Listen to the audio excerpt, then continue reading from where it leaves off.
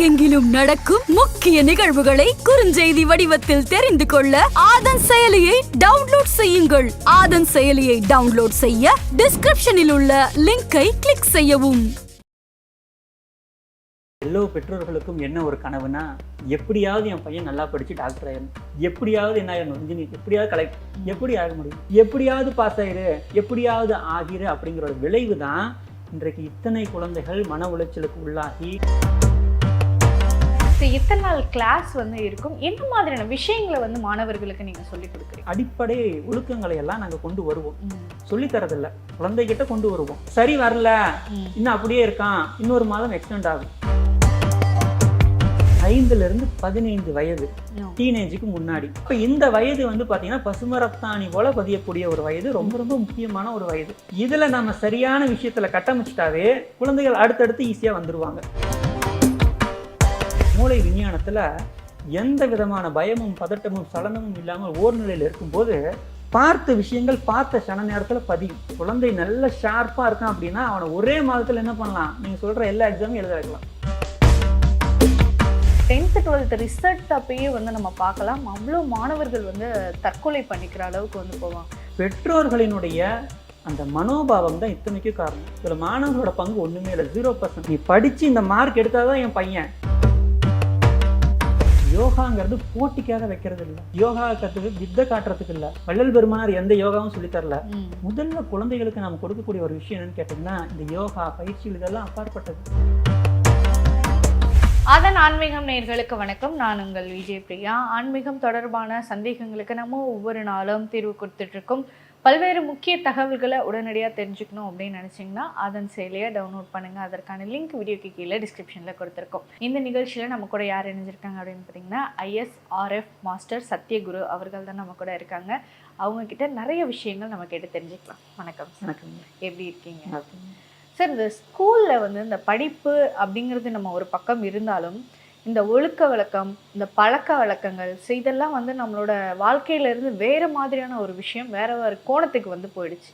இப்போ எந்த ஒரு ஸ்டூடெண்ட்டுமே பார்த்தீங்க அப்படின்னா காலையில் லேட்டாக எழுந்திரிக்கிறதாகட்டும், சரியான படிப்பு கவனக்குறைவாகட்டும், நம்ம ஒரு நல்ல எஜுகேஷன் பேரண்ட்ஸால் கொடுக்க முடியாமல் போகட்டும், 24 மணி நேரமும் மொபைல், என் பையன் ஃபோனே நோண்டிகிட்டு இருக்கான் அப்படின்னு எவ்வளவோ பேரண்ட்ஸ் கம்ப்ளைண்ட் பண்ணுறாங்க. ஆனால் உங்களோட வீடியோஸ்லாம் நாங்கள் நிறைய பார்த்தப்போ என்ன தெரிஞ்சுக்கிட்டோம் அப்படின்னு பார்த்தீங்கன்னா, அவங்க ஒரு வேறு டைமென்ஷனில் இருக்காங்க அந்த ஸ்டூடெண்ட்ஸ் எல்லாம். சரி, எப்படி சாத்தியம்? அதை பற்றின ஒரு முழு விவரம் எங்களுக்காக கொடுக்க முடியுமா? இன்றைக்கு எல்லா பெற்றோர்களுக்கும் என்ன ஒரு கனவுனா, எப்படியாவது என் பையன் நல்லா படித்து டாக்டர் ஆயிடணும், எப்படியாவது என்ன ஆயிடணும் இன்ஜினியர், எப்படியாவது கலெக்டர், எப்படி ஆக முடியும்? ஒரு ஊருக்கு போகணுன்னா இப்படித்தான் போக வேண்டும், இந்த பாதையில் தான் போக வேண்டும், அங்கே இருக்கக்கூடிய ரெட் சிக்னல் போட்டால் நிற்கணும், இப்படித்தான் இருக்கும்போது எப்படியாவது பாஸ் ஆயிரு, எப்படியாவது ஆகிரு அப்படிங்கிற ஒரு விளைவு தான் இன்றைக்கு இத்தனை குழந்தைகள் மன உளைச்சலுக்கு உள்ளாகி அவன் மொபைலில் உட்காந்துருக்கிறது, பேச மாட்டேங்கிறான். ஆமாம், எந்நேரமும் மொபைல் அவனுக்கு என்டர்டெயின் கொடுக்குது. ஒருத்தரோட கண்ணை பார்க்க மாட்டேங்கிறான். சாப்பிடணுன்னா என்ன வேணுங்கிறான், மொபைல் இருந்தால் தான் சாப்பிடுவேன். இது it is very dangerous. Addiction அப்படின்னா நீங்கள் பொதுவாக நினைப்பீங்க டொபேக்கோ அடிக்ஷன், ட்ரக்ஸ் அடிக்ஷன், அவங்க தான் என்னென்னமோ பண்ணுவாங்க. ஆல்கஹால், ட்ரைனை பொறுத்த வரைக்கும் ஒரு டீ காஃபி இருந்தால் தான் இருப்பேன்னாலும் அடிக்ஷன் தான், மொபைலாக இருந்தாலும் அடிக்ஷன் தான், ட்ரக்ஸாக இருந்தாலும் அடிக்ஷன் தான். இந்த மூளை விஞ்ஞானத்தை பொறுத்த வரைக்கும் மூளைக்கு தெரியாது இது ரொம்ப ரொம்ப மோசம், உன்னை கொன்றும், இது செல்ஃபோன் தானே, அப்படிலாம் இல்லை. அடிக்ஷன் தான், it is same like. Okay. இதனுடைய விளைவுகள் பார்த்தீங்கன்னா பல குழந்தைகளுடைய மனோபாவத்தை அழிச்சிடும். ஓகே. இப்போ நம்ம என்ன ஒரு விஷயம், நான் ஏற்கனவே சொன்ன மாதிரி எல்லாமே ஆகலாம், டாக்டர் கலெக்டர் எல்லாமே ஆகலாம். ஆனால் அடித்தளம் என்ற ஃபவுண்டேஷன் ரொம்ப முக்கியம். ஒரு அடித்தளம் இல்லாமல், ஃபவுண்டேஷன் இல்லாமல் ஒரு கட்டடத்தை நம்ம கட்டும்போது அது எப்படி நிலைக்காதோ அதே போலத்தான் குழந்தைகளுக்கு இந்த அடிப்படையான ஒழுக்க விதிமுறைகளை கற்றுத்தராமல் என்னதான் நம்ம சொல்லி கொடுத்தாலும் டீவியேஷன் ஆஃப் தாட்ஸ் இருக்கும்போது அவனால் கவனத்தை ஒருநிலைப்படுத்தி உட்கார முடியாது. ஒரு குழந்தை பார்த்தீங்கன்னா படிக்குதுன்னா வச்சுங்களேன், ஸ்கூல் விட்டு 2 நிமிஷத்துல படிச்சிருவான். அவ்வளவு ஐக்கியம் இருக்கு, அவ்வளவு ஷார்ப்னஸ் இருக்கு. அதான் தம்மின் தம்மக்கள் அறிவுடைமை. உங்களை விட உங்க குழந்தை அறிவாளி. நீங்க என்ன லாக் போட்டாலும் அதை ஓப்பன் பண்ணி உள்ள போயிடுவான். அப்ப என்ன தெரியுது, இவ்வளவு அறிவு இருக்க, இது நல்லதா பயன்படுத்தினா எங்கேயோ போயிருவியாடா, ஒரு செகண்ட்ல படிச்சிருவியாடா. படிக்க உட்கார மாட்டாங்க. ஒரு தீபத்தை ஏத்துறோம், அந்த தீபத்துக்கு காற்று வேணும், அதிகப்படியான காற்று இருக்கு, தீபம் என்ன ஆகும், வேகமா ஆடிக்கிட்டே இருக்கும், ரொம்ப காத்தடிச்சா அமிஞ்சே போயிடும். ஆமா. ஆனால் அதே தீபத்தை ஒரு கூண்டில் வைத்து அதை ஏற்றும் போது ஆடாது அசையாது தொடர்ந்து பிரகாசம் கொண்டு கொண்டு, அதே போலத்தான் நாம் என்ன பண்றோம்னா இந்த குழந்தைகளோட இந்த எனார்மஸ் எனர்ஜியை சேனலைஸ் பண்றோம். ஓகே. சேனலைஸ் பண்ணி எந்த விதமான டீவியேஷன் இருக்கக்கூடாது. கண் இருக்கு, கண்ணுக்கு அறிவு இருக்கா இல்லைங்களா? இருக்கு. கண்ணுக்கு என்ன அறிவு இருக்கு? நம்ம பார்க்கக்கூடிய விஷயத்தை வந்து அது மூளைக்கு எடுத்து செல்லுது. அப்போ மூளையில தான் அறிவு இருக்கு, கண்ணுல இல்ல. கண்ணுங்கிறது ஒரு கேமரா. ஓகே. கேமராக்கு எப்படி அறிவு இருக்கும்? தூக்கி அடிச்சா உடஞ்சிரும். கேமரா போய் ஐயோ விழக்கூடாதுன்னு விழ. அப்ப கண் என்பது எந்த ஒரு பொருளை பார்த்தாலும் அதை நமக்கு காட்டும். மூளை தான் அதை பகுத்து பிரித்து இது சரியானதா இது தவறானதான்னு காட்டும். உதாரணத்துக்கு ஒரு விட்டில் பூச்சியை பாருங்க. விட்டில் பூச்சி அப்படியே வந்து ஒரு தீபத்தை பார்க்குது. தீபத்தை பார்த்தோன்னு என்ன சொல்லுது? ஓ அற்பெருஞ்சோதி ஆண்டவரே வணக்கம்னு கும்பிடுதா? டக்குன்னு குதிச்சு சூசைட் பண்ணிக்குது. கொஞ்சமாவது அறிவு இருந்தா போய் விழுமா? கண்கிற ஒரு புலன் கொடுக்கப்பட்டது, பார்த்து விழுந்து செத்து போச்சு. அதையே ஒரு குழந்தையும் பண்ணுதுன்னா மனிதனுக்கும் விலங்குக்கும் வித்தியாசம் இல்லாம போச்சே. கண்டிப்பாக. அப்ப அறிவு விளக்கம் உண்டான பிறகு இந்த புலன்களை கடந்த அறிவு மனிதனுக்கு தான் இருக்கு. அப்ப இந்த புலன்களை குற்றம் சொல்லக்கூடாது. கண்ணையோ காதையோ மூக்கையோ வாயோ சொல்லக்கூடாது. பயிற்சியானது மூளைக்கு அளிக்க வேண்டும். இப்ப இந்த தனித்திறமைகளுக்கான பயிற்சி வகுப்புகள் வந்து நீங்க கொடுத்துட்டு இருக்கீங்க. அது எவ்வளோ நாள் அவங்க வந்து கத்துக்கிறதுக்கு டைம் எடுக்கும்? எத்தனை நாள் கிளாஸ் வந்து இருக்கும்? என்ன மாதிரியான விஷயங்களை வந்து மாணவர்களுக்கு நீங்க சொல்லி கொடுக்குறீங்க? முதலாவது வந்து பாத்தீங்கன்னா, நான் ஏற்கனவே சொன்ன மாதிரி நம்ம எதுவும் புதுசாலாம் கற்றுக் கொடுக்க போறதில்ல. எல்லாமே அவனுக்குள்ளேயே இருக்கு. முதல்ல வந்து அல்லாதவைகளை நீக்குதல். ஒரு குழந்தை வந்து தொடர்ந்து செல்போன் பார்க்குதா? செல்போன் பார்க்கக்கூடாது. அதுக்கு என்ன பண்ணணும்? அதை பயிற்சி கொடுத்து பண்ணணும். ஜங்க் ஃபுட் சாப்பிட்டுக்கிட்டே இருக்கானா உடல்நலம் போயிடும். அடிப்படை ஒழுக்கங்களை எல்லாம் நாங்கள் கொண்டு வருவோம். சொல்லித்தரதில்லை, குழந்தைகிட்ட கொண்டு வருவோம். கொண்டு வந்ததுக்கு அப்புறம் 3 மாதம் ஆகும் இதுக்கு. ஏன்னா இட் வில் டேக் டைம். ஒரே நைட் அப்படியெல்லாம் வராது. இவ்வளவு நாள் பழக்கப்பட்டிருக்கான்ல, இந்த 3 மாதம் சரி வரல, இன்னும் அப்படியே இருக்கான், இன்னொரு மாதம் எக்ஸ்டெண்ட் ஆகும். Okay okay. இப்போ இந்த குழந்தைகள் உங்ககிட்ட வந்து இந்த கிளாஸ் வந்து நான் எடுத்துக்கணும் அப்படின்னா இந்த ஏஜ்ல இருந்து கத்துக்க வரணும், இல்லை இந்த ஏஜ் பர்டிகுலரா அவங்க எல்லா விஷயத்தையும் கத்துக்குவாங்க? ஏஜ் லிமிட் ஏதாவது இருக்கா? அதாவது இந்த பயிற்சிகளுக்கு வந்து 5 வயதுல இருந்து ஆரம்பிக்கணும். ஏன்னா 5ல இருந்து 15 வயது டீனேஜுக்கு முன்னாடி. இந்த வயது வந்து பாத்தீங்கன்னா மூளை ஒரு குறிப்பிட்ட விதத்துல தன்னுடைய அந்த விஷயங்களை எல்லாம் தயார் பண்ணி அதனுடைய மெமரி அதெல்லாம் கொண்டு வரக்கூடிய வயது. அதன் பிறகு அடலசன் ஏஜ்னா அது தனி கேட்டகரி. பெரியவர்களுக்கு இது முற்றிலும் வேறுபட்ட ஒன்று. அப்ப இந்த வயது வந்து பாத்தீங்கன்னா பசுமரத்தாணி போல பதியக்கூடிய ஒரு வயது, ரொம்ப ரொம்ப முக்கியமான ஒரு வயது. இதுல நம்ம சரியான விஷயத்துல கட்டமைச்சிட்டாவே குழந்தைகள் அடுத்தடுத்து ஈஸியா வந்துருவாங்க. ஏன்னா அடுத்து அவனுக்கு வந்து பாத்தீங்கன்னா நினைவாற்றல் திறன் இருக்கு.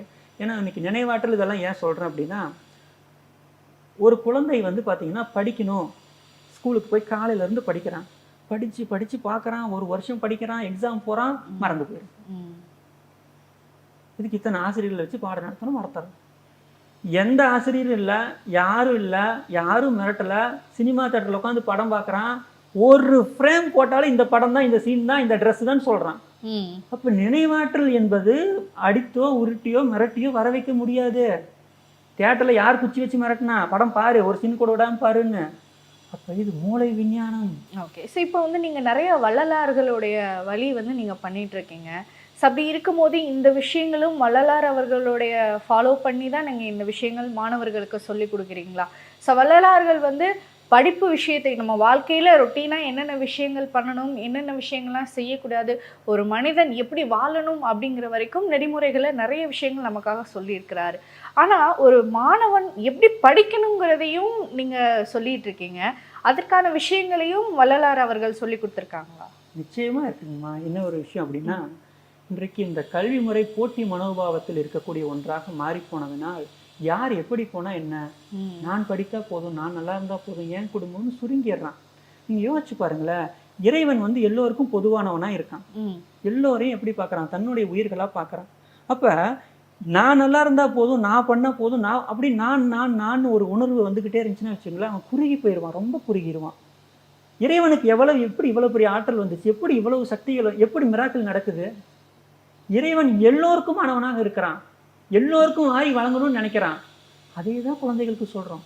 நீ உனக்குன்னு கேட்காத, எல்லோருக்கும் கேளு, எல்லோரும் நல்லா இருக்கணும்னு பிரார்த்தனை பண்ணு, பிறருக்காக வேண்டு.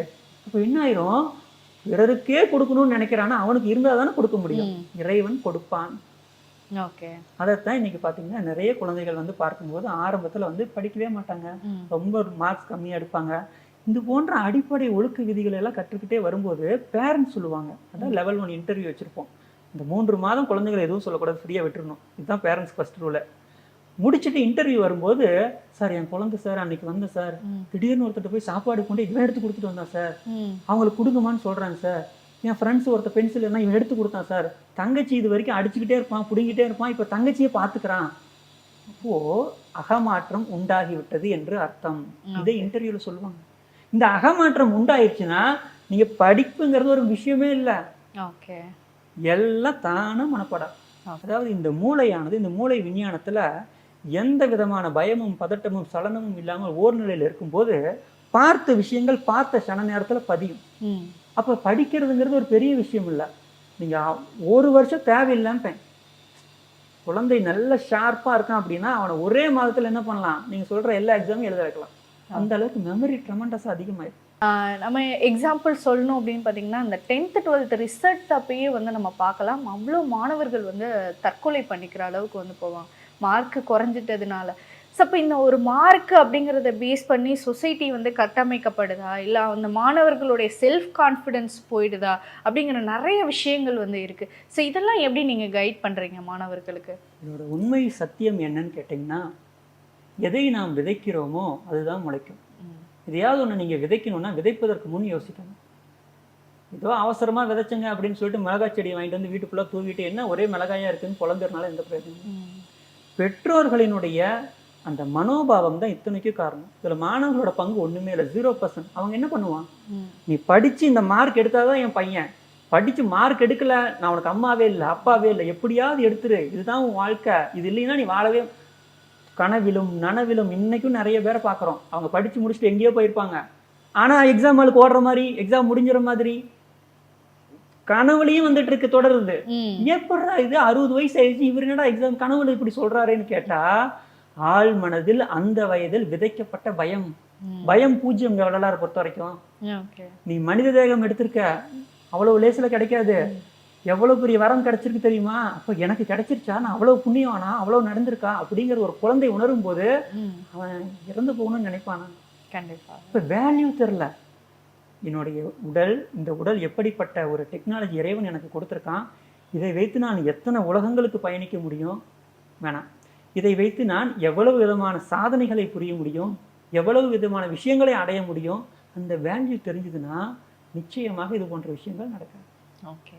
இப்போ வந்து நிறைய விஷயங்கள் நம்ம பார்த்தோம் அப்படின்னா, இந்த யோகா அப்படிங்கிற விஷயத்த நம்மளுடைய வாழ்க்கையில் நம்ம எடுத்துக்கிட்டோம் அப்படின்னா, எந்த ஏஜ்லேயும் நம்மளுடைய வாழ்க்கையை வந்து ஒரு அசாதாரணமான ஒரு விஷயங்களை நம்மளால் எளிதாக செய்யக்கூடிய அளவுக்கு வந்து நம்மளுடைய வாழ்க்கையை வந்து இந்த யோகா மாற்றும் அப்படின்னு சொல்லுவாங்க. எந்த ஒரு நோயாக இருந்தாலும் சரி, நம்மளோட மனநிலையை ஒரு மாற்றக்கூடிய விஷயங்களாக இருந்தாலும் சரி. இப்போ நீங்கள் சொல்லிக் கொடுக்கக்கூடிய மாணவர்களுக்கு என்ன மாதிரியான யோகா பயிற்சிகளை வந்து கையாளுறீங்க?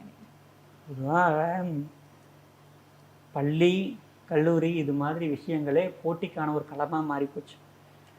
இந்த ஓட்டப்பந்தயம், அந்த தொடர் ஓட்டம், ஜம்ப் தாண்டுதல், குதித்தல், இதுக்கு மார்க் வந்துருச்சு. யோகாவுக்கும் மார்க் கொடுத்துட்டாங்க. யோகாங்கிறது போட்டிக்காக வைக்கிறது இல்லை, யோகா கற்றுக்கு வித்தை காட்டுறதுக்கு இல்லை. யோகாங்கிறது டோட்டலி டிஃப்ரெண்ட் கான்செப்ட். வள்ளல் பெருமானார் எந்த யோகாவும் சொல்லித்தரல, எந்த விஷயங்களையும் சொல்லித்தரல. அன்பில் கொண்டு வந்து அன்புமயமாக மாறி அதுவே எல்லாம் கிடைக்கிறதுக்கு தயவு அப்படி கொண்டு வருவார்.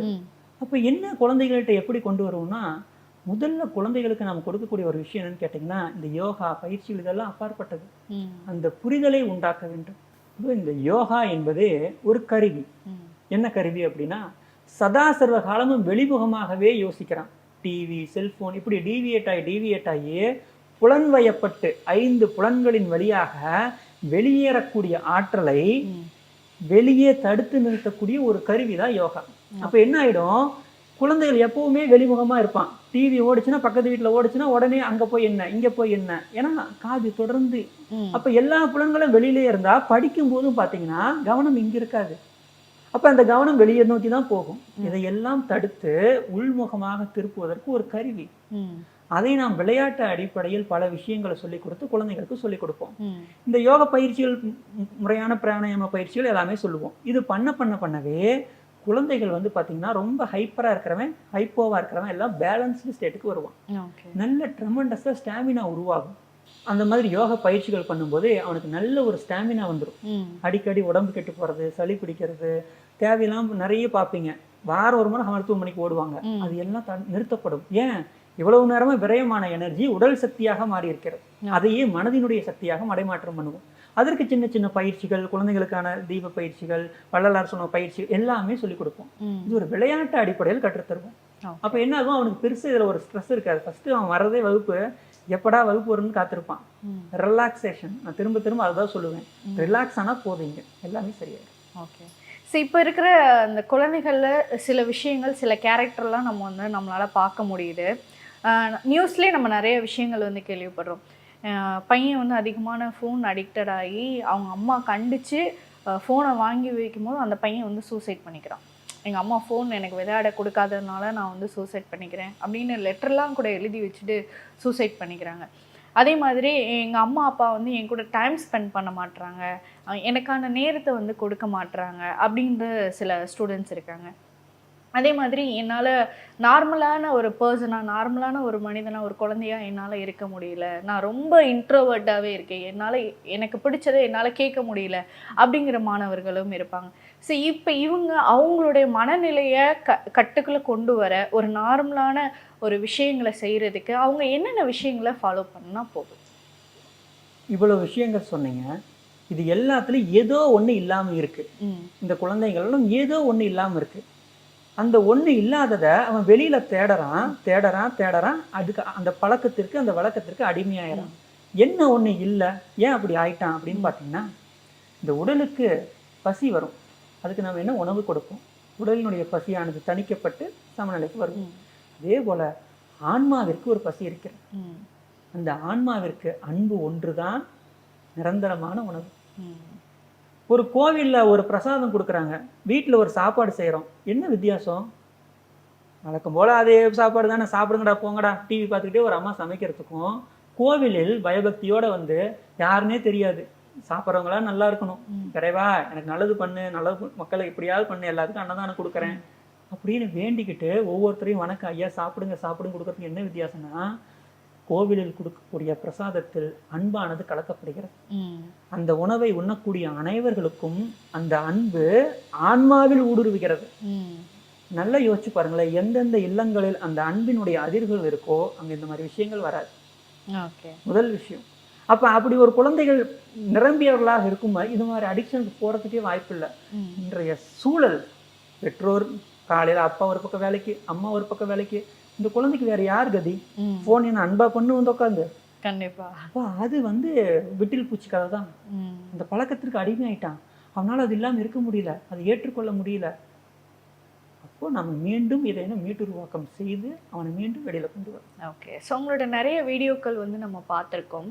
அதில் நிறைய மாணவர்கள், உங்களுடைய மாணவர்கள் வந்து பார்த்திங்க அப்படின்னா கண்ணை கட்டிக்கிட்டு ஆப்போனண்ட்டில் இருக்கிறவங்க என்ன பொருள், என்ன பண்ணுறாங்க, என்ன விஷயம் செய்கிறாங்க, ஏதாவது ஒரு இன்ஸ்ட்ருமெண்ட் யூஸ் பண்ணுறாங்க அப்படின்னா அதை என்ன ப்ராப்பர்ட்டி அப்படிங்கிறது வரைக்கும் துல்லியமாக கெஸ் பண்ணுறாங்க.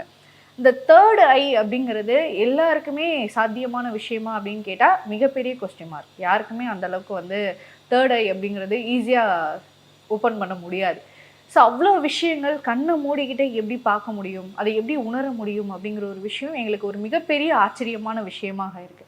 இது எப்படி நீங்கள் சாத்தியமாக்குறீங்க? இது ஒரு சாதாரண விஷயங்க. ஃபர்ஸ்ட் ஆஃப் ஆல், மனிதனாக பிறந்த ஒவ்வொருவருக்குமே பார்த்தீங்கன்னா 2 கண்கள் எல்லா விலங்குகளுக்கும் இருக்கும், செவிகள் எல்லா விலங்குகளுக்கும் இருக்கும், எல்லாமே இருக்கும். 5 அறிவு வரைக்கும் 5 எல்லா விலங்குகளுக்கும் இருக்கும். இந்த விலங்கு என்ற நிலையிலிருந்து பரிணாம வளர்ச்சி பெற்று மனிதன் என்று வரும்போது இந்த புலனை பயன்படுத்த வேண்டுமா வேண்டக்கூடாதா? கண்டிப்பா. எங்க நிறுத்தணும், நிறுத்தக்கூடாது, இதை சரியான வகையில் எப்படி மாற்றணும், மாற்றக்கூடாது. அப்படிங்கிறப்பதான் மனம் என்ற ஒன்று வந்து அந்த மனமானது சிற்சபை என்று சொல்லக்கூடிய, அகக்கண் என்று சொல்லக்கூடிய இந்த இடத்துல வைக்குது. இந்த இடத்துல ஏதோ ஒண்ணு இருக்கு. அதை நீங்க 3வது கண்ணுன்னு சொன்னாலும் சரி, அகக்கண்ணு எது வேணா சொல்லுங்க. அதனாலதான் பாருங்க, எல்லா மதங்களிலும் இந்த இடத்துல ஏதோ ஒண்ணு இருக்கு அப்படிங்கிறத பொட்டு வைப்பாங்க, என்ன நாமம் போடுவாங்க, பட்டை போடுவாங்க, இல்லைன்னா சிலுவை வரைவாங்க. அவங்க நமாஸ் பண்ணும்போது பாத்தீங்கன்னா இந்த இடத்த கொண்டு போய் தொழுவாங்க. இது எல்லாம் என்ன சொல்றாங்க? ஏதோ ஒன்று இங்கே இருக்கிறது அது ஆன்மாவின் உறைவிடமாக இருக்கிறது.